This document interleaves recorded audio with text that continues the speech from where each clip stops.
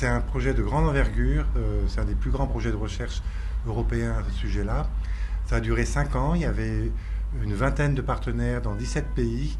Il y en avait 4 en Afrique du Sud, à Madagascar, au Ghana et ici au Sénégal. Il y en avait en Amérique latine, en Asie. Et tous ces chercheurs ont fait des recherches sur différents sujets concernant la pauvreté, des sujets assez variés. Ça pouvait être les migrations, ça pouvait être les problèmes de mauvaise gouvernance, d'application de programmes, ça pouvait être des questions d'éducation, etc. Donc sur un grand nombre de sujets, dans beaucoup de pays, afin de mieux comprendre quelles étaient les raisons de la pauvreté et surtout d'améliorer les politiques. Quand on fait la recherche, surtout sur des questions sociales, il faut que nos résultats servent immédiatement aux gens qui font les politiques. Donc ça, c'était un élément important.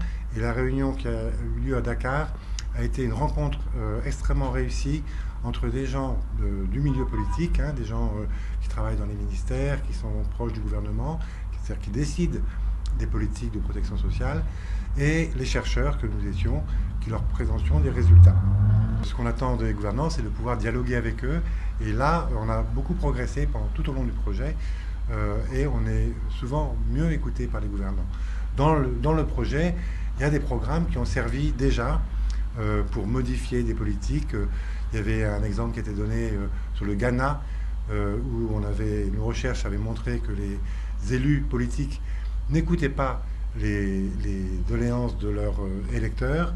Et depuis cette recherche, le gouvernement ghanéen a instauré une loi qui oblige les élus à informer leurs électeurs. Donc c'est juste un petit exemple comme quoi la recherche peut servir à modifier une législation. Mais sinon, le dialogue se fait. Je pense qu'ici au Sénégal, le dialogue entre chercheurs et hommes politiques est beaucoup plus fort que dans beaucoup d'autres pays où j'ai travaillé. Souvent, les hommes politiques ne se déplacent pas pour écouter les chercheurs. Ils attendent d'avoir des rapports très brefs sur leur table. Alors qu'ici, il y a un véritable dialogue. C'est très, très intéressant.